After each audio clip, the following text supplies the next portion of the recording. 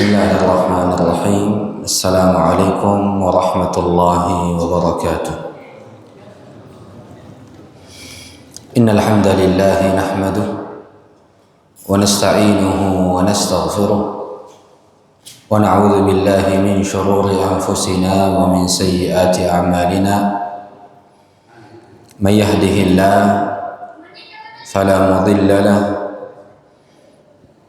wa man yudlil فلا هادي له أشهد أن لا إله إلا الله وحده لا شريك له وأشهد أن محمدا عبده ورسوله صلى الله عليه وسلم.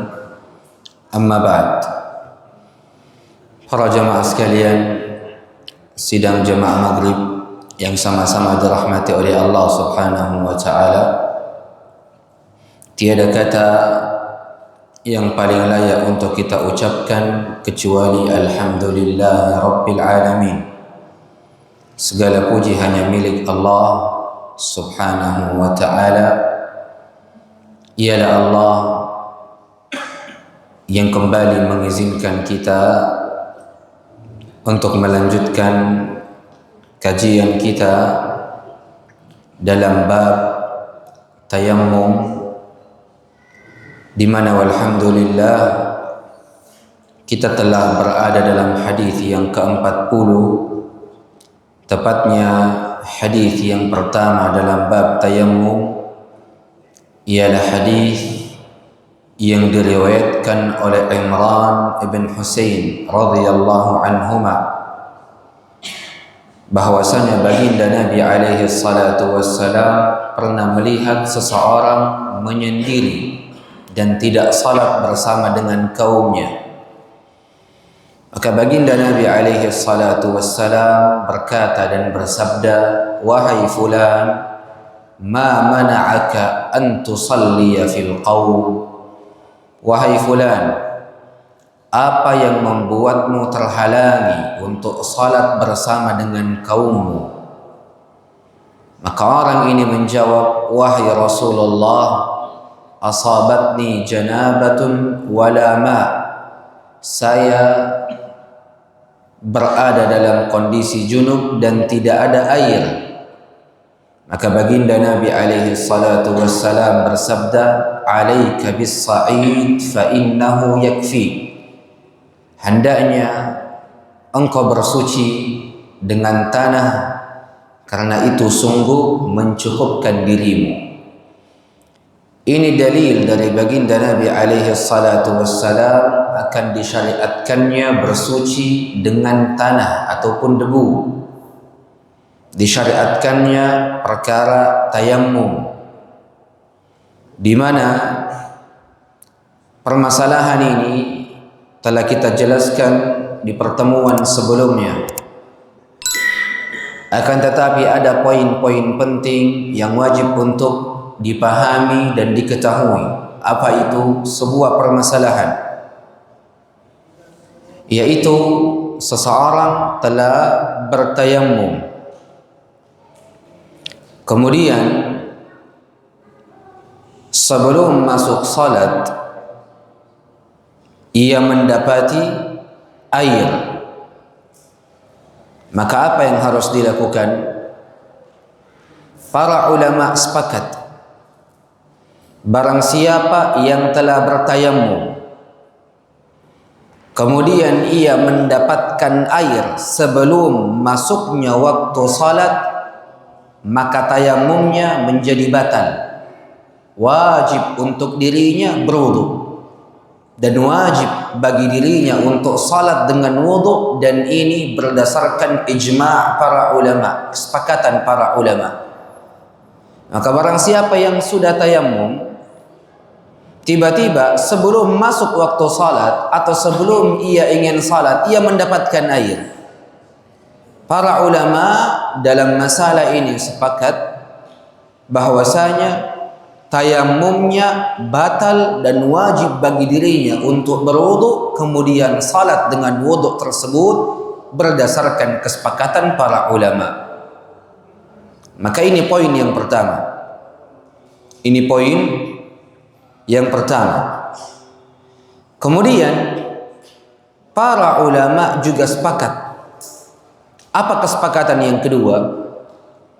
Barang siapa yang bertayammum, barang siapa yang bertayammum, kemudian ia salat wajib dengan tayammumnya, kemudian ia salat wajib dengan tayammumnya, setelah selesai dari tayammumnya, keluar waktu salat, ia mendapatkan air. Ia mendapatkan air. Saya kasih contoh kasusnya. Seseorang bertayammum untuk salat maghrib. Seusai ia salat maghrib dengan tayammumnya, masuk waktu isya, ada air. Apakah wajib bagi dirinya untuk mengulang salatnya? Para ulama sepakat dalam kondisi ini tidak perlu salat itu diulangi. Ini kesepakatan yang kedua. Kemudian kesepakatan yang ketiga ialah seseorang bertayammum. Ia bertayammum untuk salat maghrib. Seusai ia salat maghrib, belum masuk waktu isya, tiba-tiba ia dapat air. Belum masuk waktu isya, baru selesai salat maghrib, tiba-tiba dapat air. Apakah wajib bagi dirinya untuk berwudu ulang, kemudian mengulang salatnya? Para ulama juga sepakat kondisi yang ketiga ini tidak perlu mengulang salatnya. Kecuali untuk salat isya, ia wajib berwudu dengan air. Tapi untuk salat maghrib yang ia salat dengan tayammumnya, maka tidak perlu diulangi. Ini poin yang ketiga. Poin yang keempat, seseorang bertayammum untuk salat maghrib. Di tengah-tengah salat maghrib, ia dapati ada air yang mengalir. Di tengah-tengah salatnya, sementara salat, ia tahu sudah ada air. Apakah ia wajib membatalkan salatnya, kemudian berwudu, kemudian masuk ke dalam salat lagi, ataukah seperti apa? Di sinilah ada perbedaan di kalangan para ulama. Di sinilah ada perbedaan di kalangan para ulama. Ketika seseorang bertayammum untuk salat, sementara ia salat, tiba-tiba ada air. Apakah ia harus mengulang salatnya, membatalkan salatnya, kemudian berwudu, ataukah menyempurnakan salatnya dan tidak usah membatalkannya? Di sinilah ada perbedaan di kalangan para ulama sampai ke dalam dua pendapat. Pendapat yang pertama ialah pendapatnya Al-Imam Malik dan Al-Imam Asy-Syafi'i. Mereka berdua menilai tidak usah membatalkan salatnya, disempurnakan saja salatnya.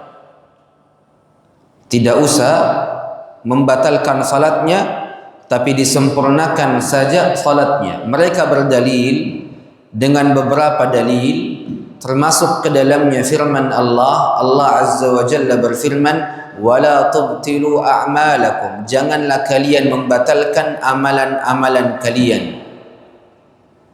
Ini pendapat yang pertama, pendapatnya Al-Imam Malik dan Al-Imam Syafi'i. Kata mereka, kalau seseorang bertayammum sebelum salat, kemudian ia salat, pas di tengah-tengah ia salat, sementara ia salat, tiba-tiba ada air, kata mereka berdua, disempurnakan saja salatnya, dilanjutkan saja salatnya, tidak usah dibatalkan. Adapun pendapat yang kedua mengatakan wajib bagi dirinya untuk membatalkan salatnya, memutus salatnya, kemudian bersegera untuk berwudu dan salat kembali. Dan ini pendapatnya Al-Imam Abu Hanifah dan Al-Imam Ahmad ibn Hanbal rahimahumallahu jami'a. Dan mereka berdalil dengan keumuman firman Allah. Allah Azza wa Jalla berfirman, "Fa in lam tajidu ma'an fatayammamu sa'idan thayyiba." Maka jikalau kalian tidak mendapatkan air, maka bertayamumlah dengan tanah ataupun debu yang baik. Tapi kalau sudah ada air, maka wajib untuk bersuci dengan air dan beribadah dengan air. Ini menurut mereka.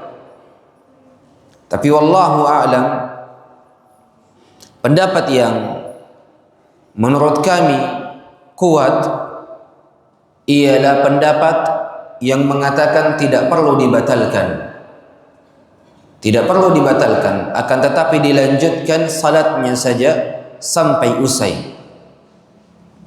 Kecuali untuk salat berikutnya, pada saat ini wajib bagi dirinya untuk bersuci dengan air dan tidak lagi bertayammum. Ini poin yang wajib untuk dipahami, dan beberapa perkara yang berkaitan dengan kesepakatan para ulama rahimahumallahu jami'a.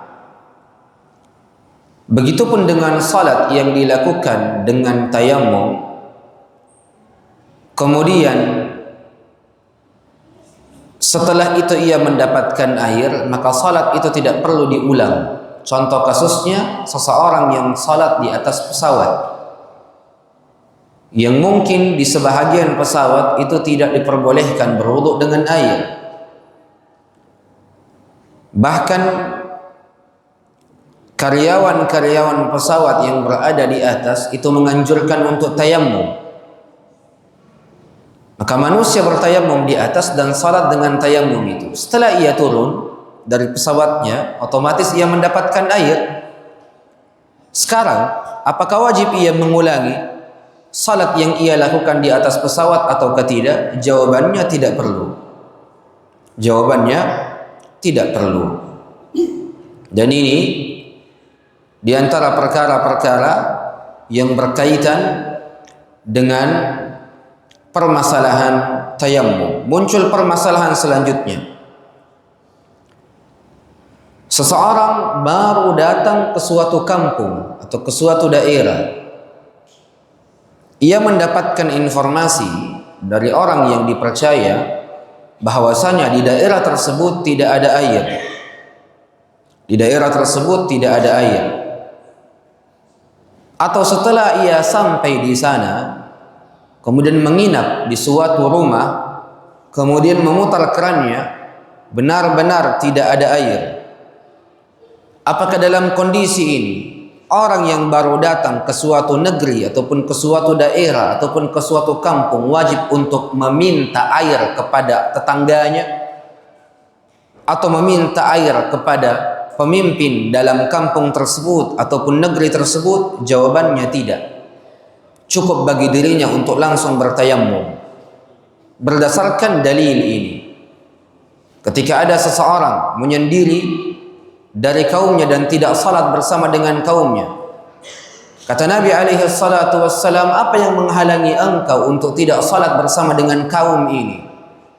Maka orang ini mengatakan kepada Nabi, ya Rasulullah, saya ini sedang junub dan tidak ada air. Kata Nabi alaihi salatu wassalam, alaika bis sa'idi fa innahu yakfi. Hendaknya engkau langsung bertayammum, karena bersuci dengan tanah ataupun debu itu cukup bagi dirimu. Dan Nabi alaihi salatu wassalam tidak mengatakan kepada orang ini minta kepada orang lain. Nabi alaihi salatu wassalam tidak mengatakan kepada orang ini, kenapa engkau tidak minta air kepada orang lain? Akan tetapi Nabi alaihi salatu wassalam langsung memerintahkannya untuk bertayammum. Maka begitupun ketika seseorang sampai pada suatu negeri, satu kampung, keyakinannya ataupun prasangkanya mengatakan kepada dirinya air ini tidak ada di kampung ini, atau ada orang yang mengabarkan kepada dirinya bahwasanya memang di kampung itu tidak ada air. maka ketika ia mendapatkan informasi ini ataupun ketika ia telah menyaksikannya, boleh bagi dirinya untuk bertayamum secara langsung dan tidak usah meminta air kepada orang lain.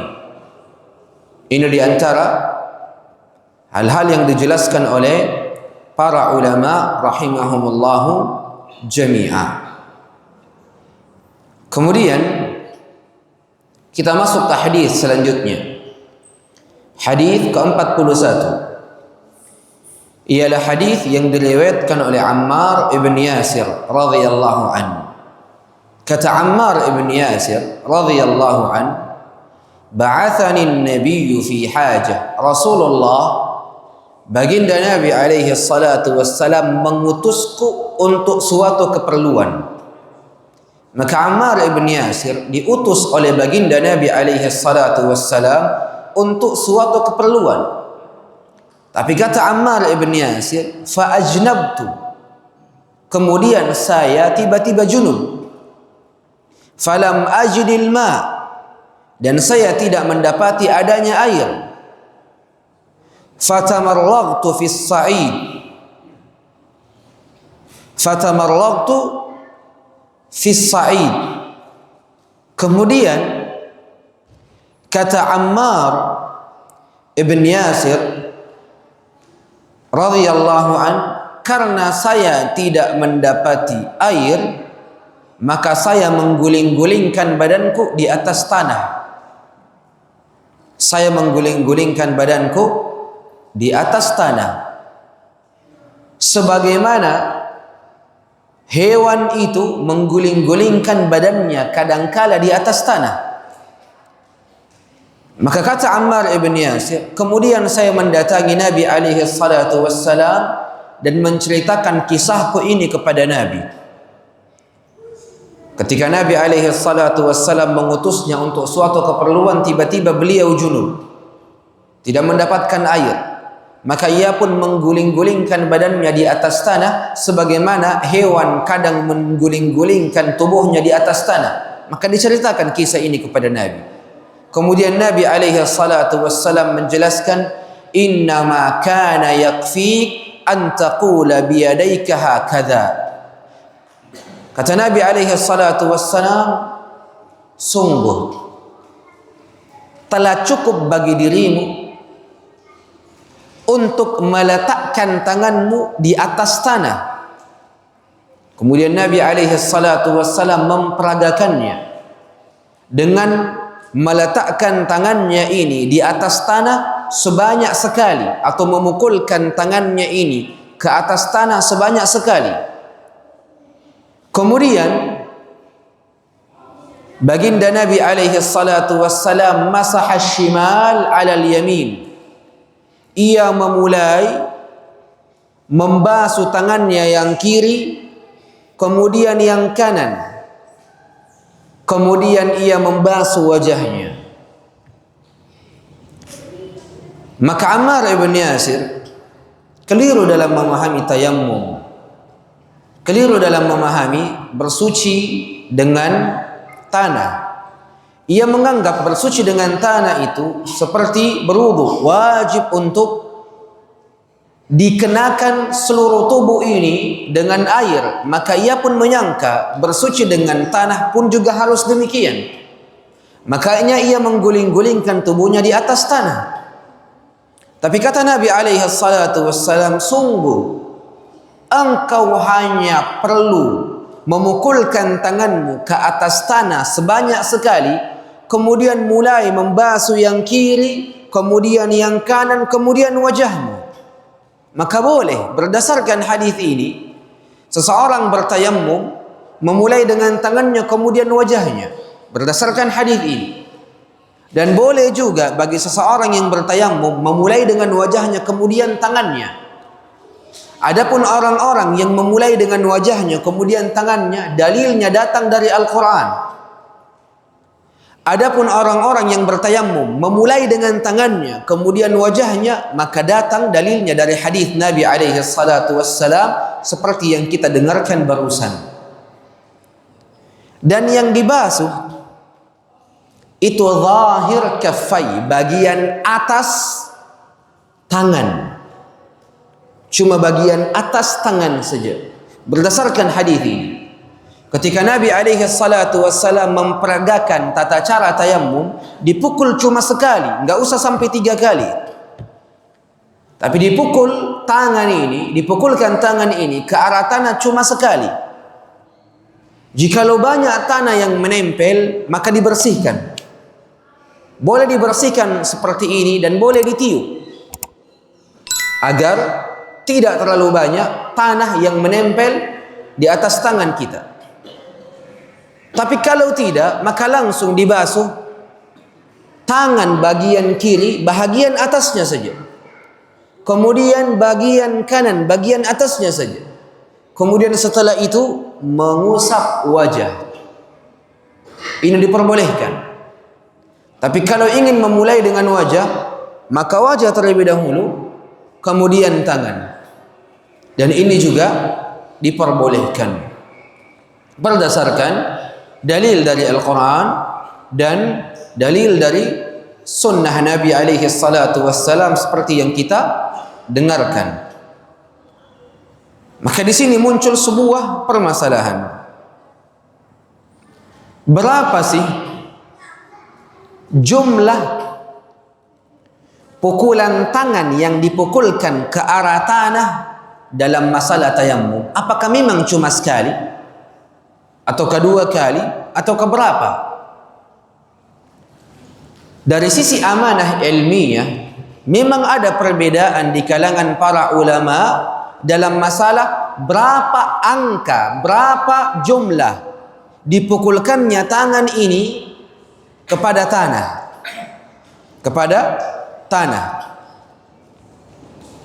Permasalahan ini terbagi ke dalam 2 pendapat. Ada yang mengatakan tayammum itu cukup dengan 1 kali pukulan, seperti yang diriwayatkan oleh Ammar ibn Yasir dari baginda Nabi alaihi salatu wassalam. Cukup 1 kali pukulan. Dan ini pendapatnya Al-Imam Atha, Makhul, Al-Imam Al-Auza'i, Al-Imam Ahmad, Ishaq ibn Rahuya, dan pendapat dari madhab Syafi'i. Dan pendapat ini jugalah yang dikuatkan oleh Ibn Taymiyah dan Al-Imam Al-Bukhari radhiyallahu anhum ajma'in, bahwasanya tayammum itu 1 kali pukulan untuk wajah dan tangan. Dan telah datang sebuah hadis yang lain dari Ammar ibn Yasir, ketika Ammar ibn Yasir bertanya kepada Nabi, "Ya Rasulullah, berapa kali pukulan tangan itu untuk tayammum?" Kata Nabi alaihi salatu wassalam menjawab pertanyaan dari Ammar ibn Yasir, kata beliau, "Darbatun lil wajhi wal kaffain." 1 kali pukulan tangan untuk wajah dan kedua tangan. Maka ini pendapat yang pertama. Pendapat yang kedua ialah tayammum itu 2 kali pukulan. 1 pukulan untuk wajah dan 1 pukulan untuk tangan. Maka dibedakan pukulannya. Dan ini pendapatnya Ali bin Abi Thalib, dan pendapatnya Abdullah ibn Umar, pendapatnya Sufyan Tsauri, dan madhab Abu Hanifah, madhab Malik, dan beberapa pendapat para ulama lainnya. Mereka berdalil dengan hadis Abdullah ibn Umar. Kata Abdullah ibn Umar dari baginda Nabi alaihi salatu wassalam, beliau bersabda, "At-tayammumu darbatan." Tayammum itu 2 kali pukulan. 1 pukulan untuk wajah dan 1 pukulan untuk kedua tangan. Akan tetapi hadis ini adalah hadis yang sangat-sangat lemah. Bukan lagi lemah, tapi hadis ini adalah hadis yang sangat lemah. Dan tidak ada para ulama yang mengatakan tayammum itu 3 kali pukulan. Kalaupun ada, ucapan itu adalah ucapan yang lemah. Karena pendapat yang dikenal dan tersebar luas di kalangan para ahli ilmu, tayammum itu cuma diperselisihkan ke dalam 2 pendapat. Pendapat yang pertama, tayamum itu satu kali pukulan untuk wajah dan tangan. Pendapat yang kedua, tayamum itu dua kali pukulan. Satu pukulan untuk wajah dan satu pukulan untuk kedua tangan. Tapi wallahu tabaraka wa ta'ala a'lam, pendapat yang paling kuat ialah pendapat yang mengatakan dan menjelaskan bahwasanya tayamum itu satu kali pukulan saja untuk wajah dan tangan. Berdasarkan banyak dalil yang kuat dan sahih yang menjelaskan tentang pukulan dalam masalah tayamum itu cuma satu pukulan tangan ke arah tanah saja, dan itu sudah mencukupi wajah dan kedua tangan. Maka ini di antara hal-hal yang patut untuk diperhatikan. Kemudian permasalahan selanjutnya, apakah tayamum itu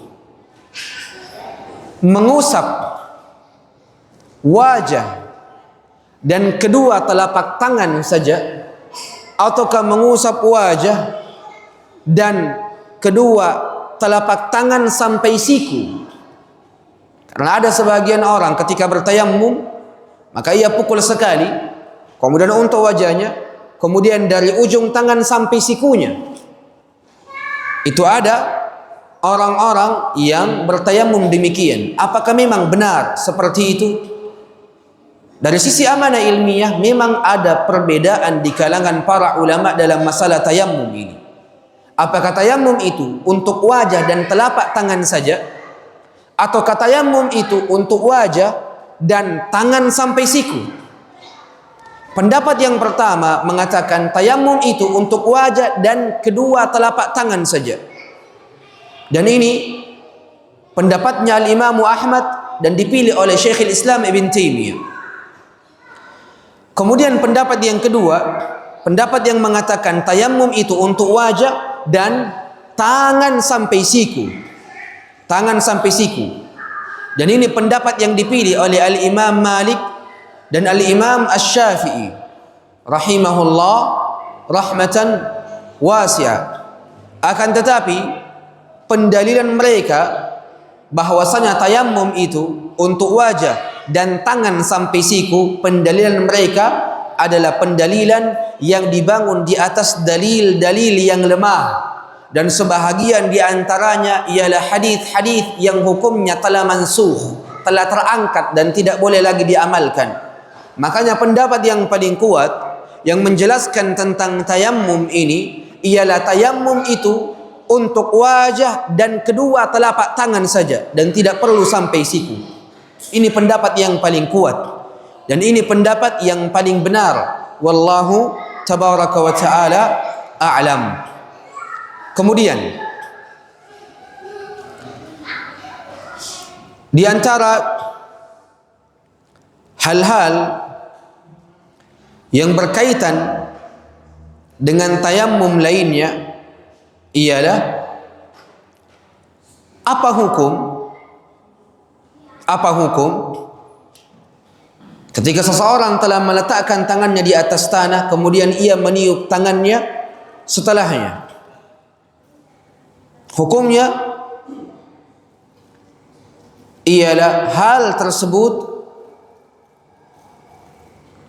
bukan bahagian dari syariat, akan tetapi itu bahagian dari hal yang dibolehkan. Ini bukan anjuran, dan orang yang melakukannya tidak mendapatkan pahala, tapi dibolehkan. Hukumnya boleh. Orang yang melakukannya dibolehkan. Apatah lagi ketika tangannya itu kotor. Ketika ia meletakkan tangannya, kemudian ia angkat, ada kotoran di tangannya, maka pada saat ini boleh baginya untuk membersihkannya. Boleh baginya untuk membersihkannya. Dan kalaupun ia tidak bersihkan, juga tidak menjadi masalah. Karena itu bukanlah sebuah syariat yang Rasulullah sallallahu alaihi wasallam syariatkan. Muncul sebuah pertanyaan yang lain. Ustaz, yang mana yang paling afdal? Yang mana yang paling afdal?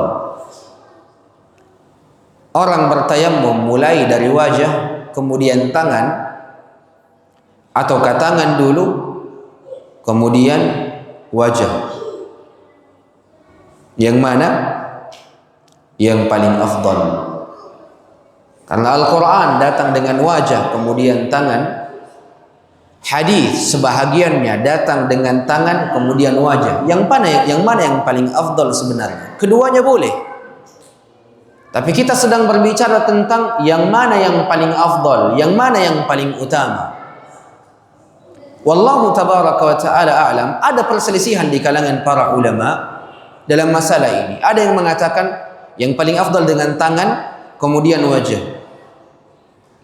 Kemudian sebahagian para ulama yang lain mengatakan yang paling afdal dari wajah dulu kemudian tangan. Kenapa? Karena permasalahan datangnya Al-Quran yang dimulai dengan wajah kemudian tangan, kemudian datangnya hadis Nabi sebahagiannya yang dimulai dari tangan kemudian wajah. Ini sebab perselisihannya dan ini sebab perbedaannya. Tapi wallahu a'lam, yang paling utama berdasarkan banyak dalil ialah tayammum itu dimulai dengan wajah kemudian kedua tangan. Itu yang paling afdal berdasarkan zahirnya Al-Quran. Ini alasan yang pertama. Berdasarkan zahirnya Al-Quran, Allah Azza wa Jalla berfirman, famsahu biwujuhikum wa aydikum min. Usaplah dan basuhlah wajah-wajah kalian dan tangan-tangan kalian. Maka zahir Al-Quran menjelaskan bahwasanya tayammum itu dimulai dengan wajah kemudian tangan. Kemudian alasan yang kedua, kenapa memulai tayammum dengan wajah kemudian tangan itu lebih afdal dan lebih utama? Karena itu berdasarkan urutan wudu. Sekarang wudu itu rukunnya ada berapa? 4. Ketika kita berbicara tentang wudu, rukunnya cuma 4. Yang pertama mengusap wajah, yang kedua mencuci tangan sampai siku, yang ketiga mengusap kepala, yang keempat mencuci kaki. Sekarang urutan dari rukun ini yang mana yang paling dahulu? Memulai dengan wajah, kemudian mengusap ujung tangan sampai siku, kemudian mengusap kepala dan mencuci kaki. Maka berdasarkan rukun-rukun wudu saja itu dimulai dengan wajah kemudian tangan. Maka ini alasan yang kedua. Ini alasan yang kedua. Alasan yang ketiga, kenapa tayammum yang dimulai dengan wajah kemudian tangan itu lebih afdal dan lebih utama? Alasan yang ketiga, karena dalil yang paling banyak baik dari Al-Quran ataupun hadis Nabi sendiri yang paling banyak itu ketika menjelaskan tentang tata cara bertayammum ialah tayammum yang dimulai dari wajah kemudian tangan. Sangat sedikit hadis Nabi yang menjelaskan tayammum dimulai dari tangan kemudian wajah. Sedikit saja, segelintir hadis saja. Tapi kalau kita meneliti semua hadis dan semua dalil, kebanyakan darinya itu bercerita tentang tata cara tayammum itu dimulai dari wajah kemudian kedua tangan. Karena 3 alasan inilah kami memilih pendapat yang mengutamakan dan lebih utama dan lebih afdal bagi orang-orang yang bertayammum memulai dari wajahnya kemudian kedua tangannya. Wallahu tabaraka wa ta'ala a'lam. Kemudian kita beralih kepada hadis selanjutnya. Hadis Jabir ibn Abdullah radhiyallahu anhuma. Kata Jabir ibn Abdullah, baginda Nabi alaihi salatu wassalam pernah bersabda. Kata Nabi alaihi salatu wassalam, "U'titu khamsan lam yu'tahunna ahadun minal anbiya'i qabli."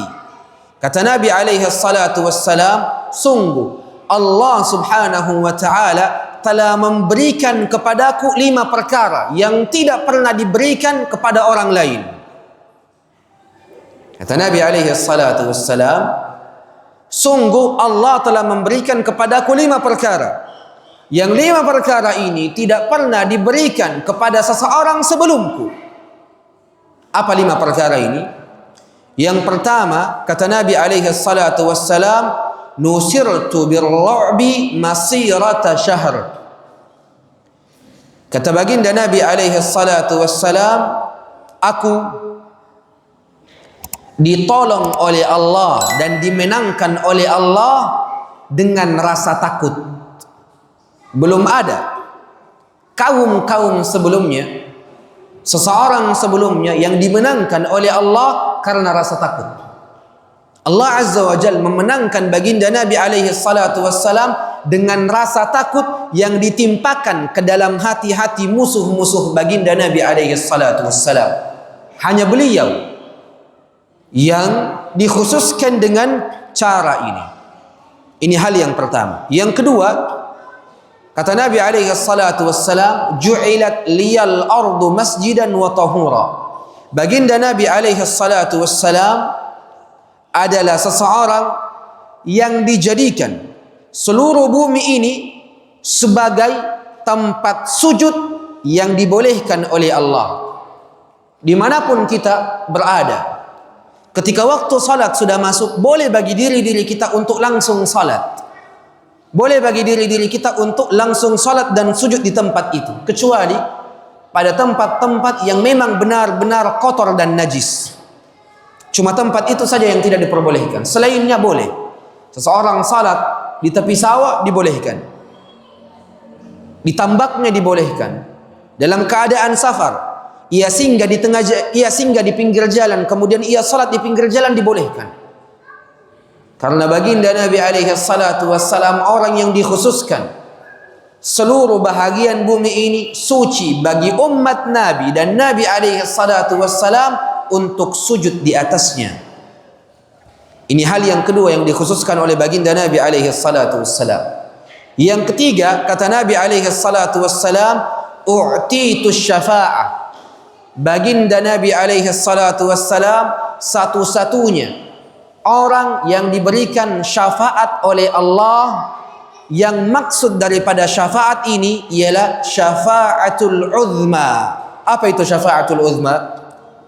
Ialah ketika seluruh manusia telah dibangkitkan oleh Allah Subhanahu wa ta'ala, kemudian seluruh manusia berkumpul di padang mahsyar, yang tentunya manusia itu dibangkitkan dalam kondisi tertentu. Apa kondisinya? Yang pertama, tidak memiliki alas kaki. Yang kedua, tidak memiliki pakaian. Yang ketiga, seluruh manusia kembali dalam kondisi belum disunat. 3 kondisi, seluruh manusia akan merasakannya. Dan dalam kata Nabi alaihi salatu wassalam dalam riwayat yang lain, manusia yang paling pertama yang akan diberikan pakaian ialah Nabi Ibrahim, kemudian Nabi Muhammad, kemudian orang-orang saleh setelahnya, sampai pada umat Nabi. Maka Ibrahim, kemudian Rasulullah, dan orang-orang saleh dari setiap umat akan diberikan pakaian. Sehingga seluruh manusia berkumpul di padang mahsyar menunggu agar Allah memulai hisabnya. Tidak kunjung-kunjung dimulai. Manusia menunggu sangat lama. Hisab Allah tidak dimulai juga. Maka beberapa kaum mendatangi Nabi Adam, kemudian mengatakan, wahai Nabi Adam, engkau adalah Nabi yang pertama, manusia pertama. Ayah kami, tolonglah, mintakan kami syafaat kepada Allah agar Allah memulai hisabnya kepada manusia. Apa kata Adam? Saya meminta maaf, saya tidak mendapatkan syafaat itu dan saya tidak memiliki syafaat itu. Pergilah engkau kepada Musa. Maka kaum tersebut berangkat kepada Musa meminta hal yang sama.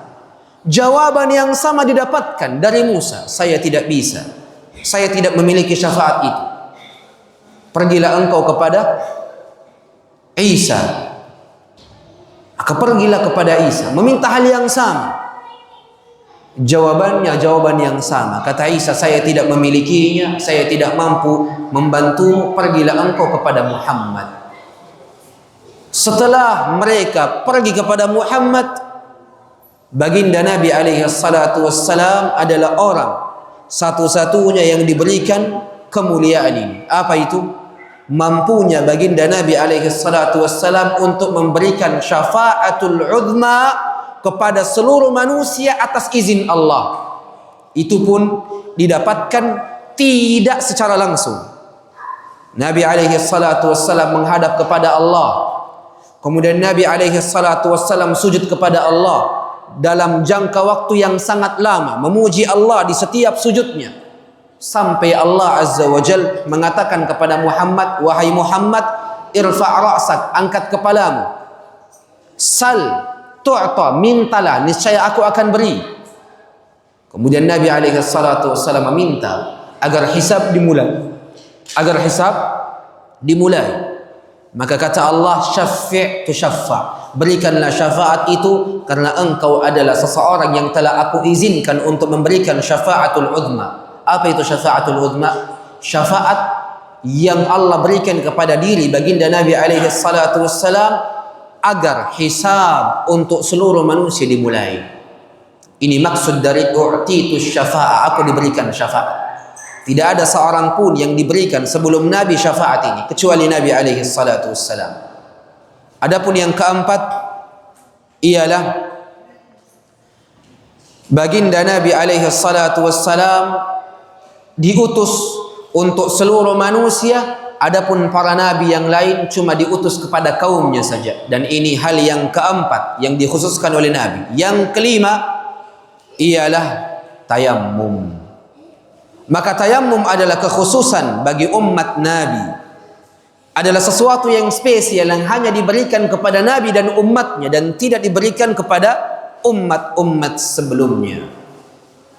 Maka tayammum para jamaah sekalian adalah kekhususan dari umat ini. Tidak ada tayammum pada umat-umat sebelumnya. Dan ini tentunya tanda dan dalil bahwasanya umat Nabi Muhammad adalah umat terbaik. Umat Nabi Muhammad adalah umat yang paling sering diberikan kasih sayang oleh Allah Subhanahu wa taala. Makanya di antara hal-hal yang patut untuk diperhatikan sekaligus ini tanda bahwasanya umat ini, umat baginda Nabi, tentunya lebih mulia daripada umat-umat sebelumnya. Umat baginda Nabi alaihi salatu wassalam itu adalah umat yang lebih baik daripada umat-umat sebelumnya berdasarkan dalil ini. Kemudian di antara kekhususan umat ini yang lain ialah dibolehkannya salat di setiap tempat yang ia inginkan dari bahagian bumi ini. Dan ini kekhususan dari umat ini, tidak dimiliki oleh umat-umat sebelumnya. Kita kalau datang waktu salat, kita sementara di sawah, salat di sawah, tidak menjadi masalah. Kita sementara safar, datang waktu salat, pinggirkan mobil sedikit, kemudian salat di pinggir jalan dibolehkan. Dan ini kekhususan umat yang lain, umat Nabi yang lain, yang tidak dimiliki oleh umat-umat sebelumnya. Tentunya kecuali tempat-tempat yang najis. Maka insyaallah tabaraka wa taala, lanjutan daripada hadis kita akan lanjutkan di pertemuan yang akan datang. Sekaligus di pertemuan yang akan datang kita akan masuk ke dalam bab yang lain, yaitu bab haid. Darah tentang wanita, di mana lelaki pun harus tahu tentang perkara ini, sehingga ketika istrinya bertanya kepada dirinya tentang darah yang keluar dari dirinya pada waktu haidnya, pada siklus haidnya ataupun di luar siklus haidnya, ia tahu akan jawabannya dan mampu menjawab pertanyaan istrinya. Semoga Allah Subhanahu wa taala memberikan taufik kepada semuanya, memberikan kebaikan kepada semuanya, melimpahkan keberkahan untuk semuanya, dan semoga Allah Subhanahu wa taala jadikan majlis ini sebagai sebab dari sebab-sebab masuknya kita ke dalam syurga Allah Subhanahu wa taala. Tentunya setelah bab haid kita akan masuk ke dalam bab selanjutnya, yaitu kalau tidak salah kita masuk ke dalam bab salat. Insyaallah tabaraka wa taala setelah bab haid kita masuk ke dalam bab salat. Semoga Allah Subhanahu wa taala memberkati semuanya. Aqulu ma tasma'un, aqulu qawli hadha wa astaghfirullah li wa lakum. Subhanakallahumma wa bihamdik, asyhadu an la ilaha illa anta, astaghfiruka wa atubu ilaik. Tentunya pertanyaan yang dimiliki oleh para jemaah sekalian boleh ditanyakan di majlis yang kedua. Summa assalamualaikum warahmatullahi wabarakatuh.